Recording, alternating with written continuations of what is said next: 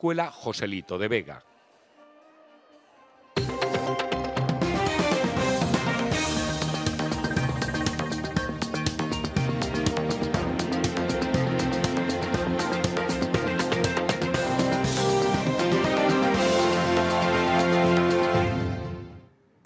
Hoy se conmemora el Día Mundial del Sueño, algo en lo que en teoría deberíamos emplear una tercera parte del día. Pero cada vez más campañas nos recuerdan lo importante para nuestra salud de dormir un mínimo de entre 7 y 9 horas, aunque no todos lo consiguen, entre otras razones por las patologías como las que trata la neumóloga Olga Mediano. Muy buenos días.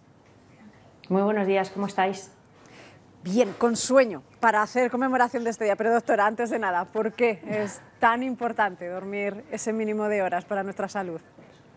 Bueno, pues porque se ha demostrado, sobre todo en los últimos años, que dormir 7 o 8 horas se relaciona con una mejor calidad de vida y sobre todo se relaciona con una mejor salud.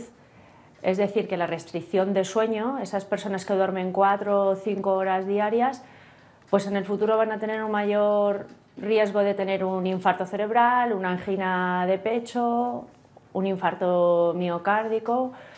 Incluso se ha relacionado con la progresión de tumores y con la peor evolución de estos. Sin decir que, claro, esas personas que duermen poco y que tienen somnolencia durante el día tienen aumentado el riesgo de tener un accidente de tráfico. Esos riesgos están directamente relacionados con la alerta que establece este año la Sociedad Española de Neumología y Cirugía Torácica, de la que usted es miembro. Ponen el foco de atención en la apnea, es decir, en la interrupción de la respiración durante el sueño. ¿Por qué es alerta ante la apnea? ¿Qué consecuencias puede tener para nuestra salud? Bueno, nosotros ponemos la alerta en la apnea porque es el trastorno respiratorio, que es a lo que nosotros nos dedicamos, y porque es la segunda patología más frecuente en trastornos del sueño. Lo que ocurre con la apnea es que cuando un paciente deja de respirar durante la noche, el oxígeno está subiendo y bajando durante la noche de forma constante, y esto es lo que hace que se produzca una inflamación o un exceso de estrés oxidativo en su cuerpo, que es el que a largo plazo tiene estas consecuencias de las que estamos hablando. El problema del sueño es que el paciente a veces no es consciente. Los pacientes tienen muy claro que tienen que hacer una buena dieta, que tienen que hacer ejercicio, pero no se preocupan de que tienen que dormir bien y no consultan. Y, por ejemplo, la apnea del sueño tiene un tratamiento muy eficaz, que si no lo sabemos no podemos aplicar. Dice que los pacientes en muchas ocasiones no son conscientes de tener apnea, pero ¿qué síntomas deberían llamarnos la atención? No sé si a quien tenga apnea o a quien duerma en la misma vivienda que esta persona, para que vaya cuanto antes a una consulta de neumología. Bueno, efectivamente, casi siempre quien se da cuenta es el acompañante. Se da cuenta de que el paciente tiene un ronquido que no es un ronquido constante, sino que tiene paradas porque deja de respirar, luego pega un gran ronquido y empieza a respirar de nuevo. Esto lo ve o bien la pareja o bien las mamás, en el caso de los niños, y suelen tener un esfuerzo respiratorio muy importante. A veces el paciente no tiene síntomas durante el día. Cuando hay síntomas durante el día, pues el paciente se siente excesivamente cansado, se queda dormido en circunstancias en las que no se quiere dormir, y esto tiene una implicación pues, en la relación con sus familiares, en su trabajo, a la hora de conducir y a la hora, por ejemplo, de su estado de ánimo. Entonces, en ese caso, los pacientes sí consultan a veces, pero desde luego cuando el paciente tiene solo síntomas nocturnos, a veces nos dice, si yo duermo muy bien, porque ellos piensan que realmente duermen bien. Hablaba de los ronquidos como una de esas señales, pero siempre que estemos ante una persona que ronca, ¿estamos ante una persona que padece apnea? No, para nada. El 40% de la población adulta ronca. El síndrome de apnea del sueño no solo se ronca, sino que hace paradas durante la noche. Es como un paso más de mayor gravedad dentro del ronquido. Digamos que el ronquido es algo estético y la apnea del sueño es una enfermedad. Por tanto, nosotros a los médicos de cabecera lo que les decimos es que nos deriven a la unidad de sueño, a nuestras unidades de sueño, a aquellos pacientes que tengan 2 de los 3 síntomas principales, que son el ronquido, el que alguien le haya visto hacer pausas respiratorias o que durante el día haya sueño o cansancio. Mencionaba antes la importancia de tener unos hábitos de vida saludables, pero ¿cuáles son los factores de riesgo como para pensar que estamos abocados a llegar a padecer apnea? Bueno, la apnea del sueño se relaciona fundamentalmente con la obesidad. El sobrepeso, la grasa que se acumula a nivel del cuello, es la que hace que cuando el paciente se quede dormido, su vía aérea se colapse del todo y haga esa parada respiratoria. Existen otros factores como el consumo de alcohol, por ejemplo, alteraciones de la morfología de la cara, el que la barbilla esté más echada hacia atrás, propia debilidad de la vía aérea, y luego en el caso de los niños es importantísimo la hipertrofia de las amígdalas, las anginas, ¿no?, que dicen las mamás. Y esto es muy importante porque en los niños a veces pasa desapercibido y tiene unas consecuencias muy importantes a nivel neurocognitivo y de evitar un fracaso escolar, y esto se puede corregir con una cirugía.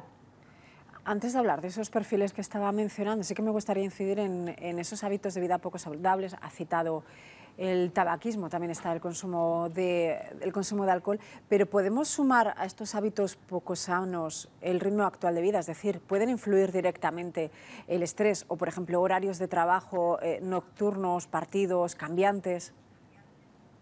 Por supuesto. Cuando nosotros empezamos a hablar de sueño y salud, porque no solo nos interesa la apnea del sueño, nos interesa que nuestros pacientes duerman bien y algunos no tienen apnea. Vemos que existe una dificultad por parte de la sociedad para asegurar que la gente duerma 7 o 8 horas. Está claramente concienciado de que tiene que comer bien, de que hay que hacer ejercicio, pero siempre que hay que restar, lo restamos del sueño. Por lo que comentabas del estrés, por nuestros horarios, por la carga que llevamos todos familiar, de trabajo. Y yo lo pienso, por ejemplo, en las propias personas que trabajan en la unidad de sueño, ¿no?, que hacen un horario nocturno y que tienen que trabajar de noche la mayoría de las veces. Sería aquello de consejos tengo que para mí no tengo, pero en todo caso, al margen de esos hábitos de vida saludables, estaba mencionando antes que también hay pacientes infantiles con apnea, pero ¿cuál sería el perfil mayoritario de alguien que tiene esta patología? ¿En el adulto o en los niños? En ambos casos. En el adulto el perfil es un varón de edad media y con obesidad. Y en el niño, pues suele ser un niño entre los 2, 5, 6 años con hipertrofia de amígdalas. ¿Y qué prevalencia tienen estos casos ahora mismo? Pues mira, en el adulto se estima que síndrome de apnea del sueño en el varón está en torno al 6% y en la mujer en torno al 4%. Y en el niño, aunque hay muchos menos estudios, pero se estima a día de hoy que está en torno al 3% en los niños de esa edad. Doctora, no sé si han observado que ahora mismo haya más casos de pacientes con apnea que hace unos años y, por otro lado, de ser así, ¿a qué se podría achacar? Que tenemos, como decíamos antes, unos hábitos de vida cada vez menos saludables o simplemente que cada vez estamos más concienciados y acudimos a la consulta. Bueno, el síndrome de apnea del sueño se conoce desde hace relativamente poco, ¿no? Entonces, la prevalencia del síndrome de apnea del sueño ha ido incrementándose de forma exponencial, pero probablemente porque existía un gran desconocimiento en torno a la enfermedad. Además del desconocimiento, existía una infravaloración de la enfermedad, no se la tenía en cuenta y no se valoraba como la enfermedad se merecía. Esto ha cambiado en los últimos años. Entonces, los profesionales hemos hecho un gran esfuerzo en que se conozca la enfermedad, las consecuencias y en evitar ese infradiagnóstico, que el paciente que la tenga acceso a ser diagnosticado y a ser tratado. Luego, el siguiente factor ha sido la obesidad.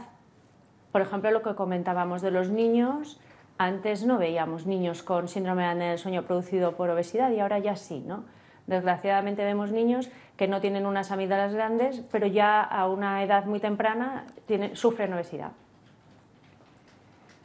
Doctora, estamos hablando de enfermedad. No sé si estamos ante una enfermedad crónica, ante una enfermedad curable o ante una enfermedad que, aunque no se cure, se puede paliar en buena medida. Bueno, depende de las causas. Por ejemplo, en el Hospital de Guadalajara ahora se hace un gran trabajo en torno a la obesidad, incluso por cirugía bariátrica, y lo que vemos es que cuando la causa del síndrome de apnea del sueño es una y vamos contra esa causa, esto es una enfermedad que se puede curar. Como comentábamos el tema de los niños, ¿no? Un niño se le hace una amigdalectomía y la mayoría de ellos se curan. A veces ocurre que el síndrome de apnea del sueño es multifactorial y a veces es una vía aérea que es débil, que se suma a una malformación craneofacial que no tiene solución y en ese caso se convierte en una enfermedad crónica. Y en esos casos, ¿cuál sería el tratamiento pautado habitualmente? Bueno, el tratamiento en estos casos por antonomasia es la CPAP, que no es otra cosa que una máquina para dormir por la noche que lleva una mascarilla a la nariz. Esa mascarilla lo que hace es dar presión, mete la presión por la nariz mientras el paciente está durmiendo y lo que hace es abrir la vía aérea del paciente para evitar que estos pacientes hagan esas pausas respiratorias durante la noche y tengan un sueño profundo y reparador. Y en los casos en los que, por ejemplo, el paciente no tolere, no se lleve bien, entre comillas, con esa máquina, ¿habría alguna otra opción? Bueno, siempre exploramos las alternativas quirúrgicas, si existe por parte de otorrinolaringología o de cirugía maxilofacial, y si no existe ni posibilidad de pérdida de peso ni quirúrgica, existe una alternativa menos eficaz que la CPAP, pero que en algunos casos sirve, que son los dispositivos de avance mandibular. Entonces son dispositivos pues, como los aparatos de los niños, que el paciente duerme con ello y lo que hace es avanzar la mandíbula por delante del maxilar para aumentar el espacio de la vía aérea y evitar las pausas respiratorias. Doctora Olga Mediano, muchísimas gracias por habernos dado todos estos consejos y habernos recordado de lo importantísimo que es dormir bien y hacerlo, además, en el suficiente número de horas. Muchas gracias. Gracias a vosotros por darle importancia al sueño. Buenos días. Continuamos midiendo la actualidad, hora de buscar titulares entre la prensa digital. Y comenzamos por encastillaLamancha.es, en donde podemos leer que hay 4 detenidos por una presunta agresión sexual en Miguelturra. En el digital de Castilla-La Mancha leemos que los dependientes ponen otra vez a la consejera en entredicho. La plataforma en defensa de la dependencia califica a Aurelia Sánchez de trilera. DCLM.es, el Gobierno de Castilla-La Mancha decepcionado. El nuevo Pacto Nacional por el Agua es un maquillaje, no ofrece agua, sino humo y aire. Son palabras de la consejera de Fomento, Elena de la